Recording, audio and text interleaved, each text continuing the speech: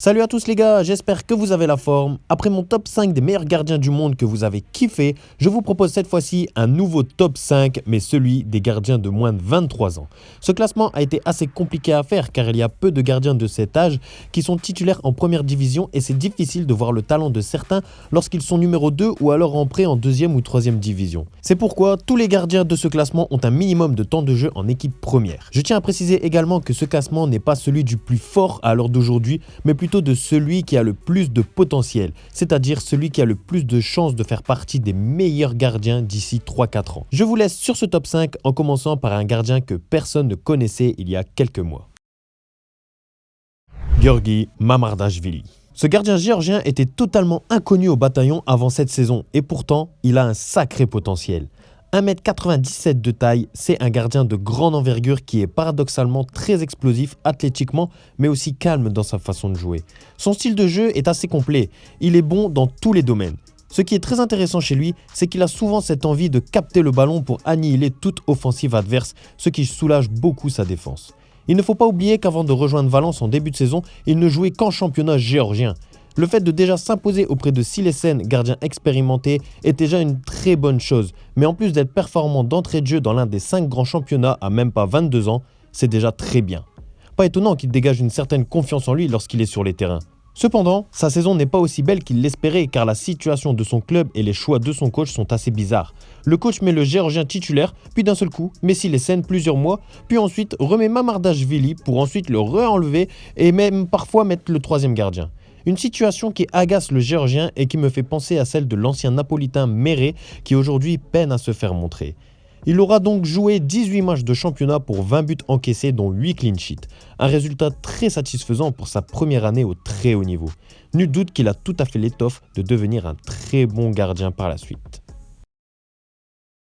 Ilan Meslier. Ce gardien français de 22 ans a longtemps montré tout l'étendue de son talent et son potentiel. Il est déjà, depuis 2 ans, titulaire de Leeds en Première Ligue. Meslier est un gardien très grand de 1m97 qui réussit très bien à le mettre au profit.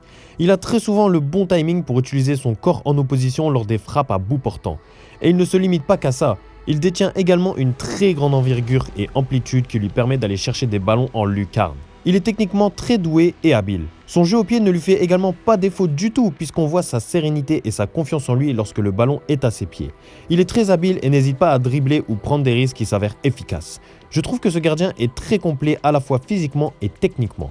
Il arrive tout de même, malgré son jeune âge, à être décisif et performant dans le championnat le plus relevé et dur au monde.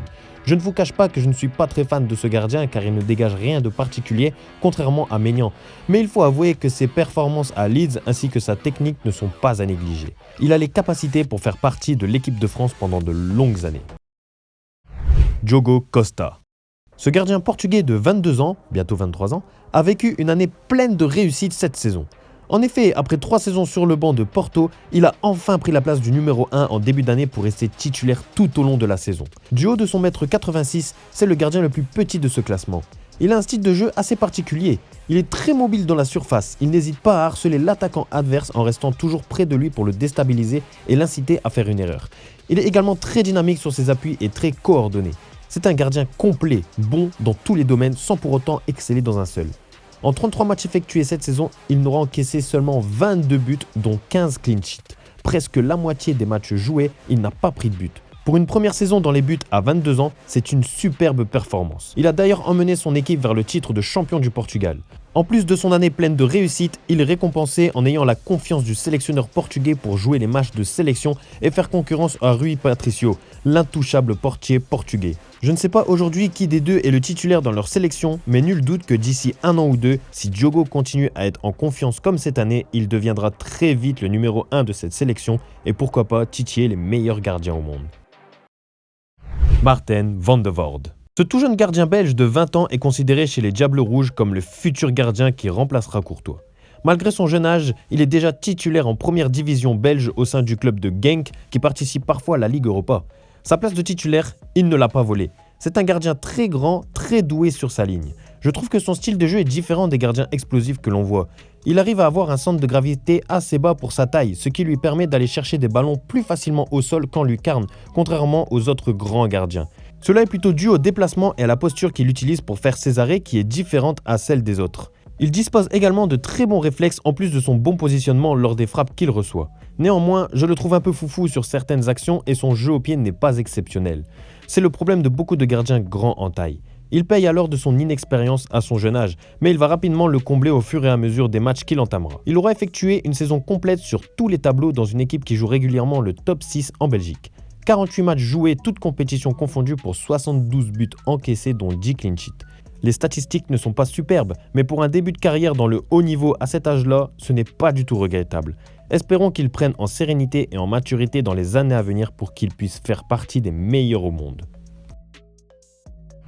Andrei Lunin.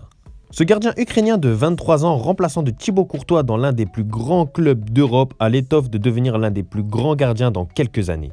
C'est un gardien grand en taille, très habile et mobile dans son jeu. Son manque d'expérience peut lui porter préjudice car avant de rejoindre le Real Madrid en 2018, il jouait dans le championnat ukrainien. Depuis, il n'a joué que quelques matchs en prêt en deuxième division espagnole. Il n'a donc eu peu de matchs à son actif. C'est peut-être même bien pour cela qu'il est assez sous-coté et qu'on n'arrive pas réellement à nous rendre compte de son potentiel.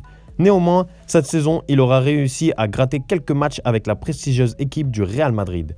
Une grosse pression à supporter pour ce gardien assez inexpérimenté, mais pour le peu qu'il a fait, il a très bien géré le remplacement de Courtois en effectuant une très bonne prestation. Lunin est un gardien avec une grande envergure qui est capable d'aller chercher des ballons là où on ne s'attend pas. Ses appuis sont très rapides pour un gardien de grande taille comme la sienne et dispose de superbes réflexes. Il est également souvent bien placé et lit très bien la lecture du jeu, ce qui lui permet de réaliser des sorties très propres en toute sérénité. Il dégage dans ce qu'il est une assurance et une confiance en lui qui lui permet à son équipe d'être serein. Par contre, je trouve qu'il manque un peu de sérénité dans son jeu au pied. Il peut parfois faire les mauvais choix et perdre le ballon dû au fait qu'il est un peu lent dans son enchaînement balle au pied. Son style de jeu me fait penser à celui de Donnarumma, mais en un peu plus complet. Il a aussi déjà effectué 7 matchs en équipe nationale ukrainienne, mais reste le numéro 2 derrière Buchan. Il est donc capable de gérer la pression et d'être performant dans les matchs importants. Son choix de carrière sera un facteur déterminant sur l'exploitation de son potentiel. Il mérite de jouer dans un grand club européen et d'y rester en tant que titulaire pour démontrer à tout le monde tout l'étendue de son talent.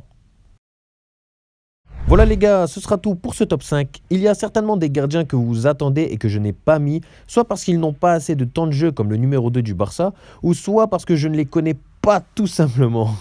J'avais pensé à quelques gardiens comme les deux internationaux U21 anglais Joseph Boursic de Stoke City et Etienne Green de Saint-Etienne, ou même le second gardien de Rennes, Dogan Alemdar. Mais j'ai préféré mettre ceux que j'ai mis au classement qui étaient très bons et proposaient plus de garanties sur le court terme.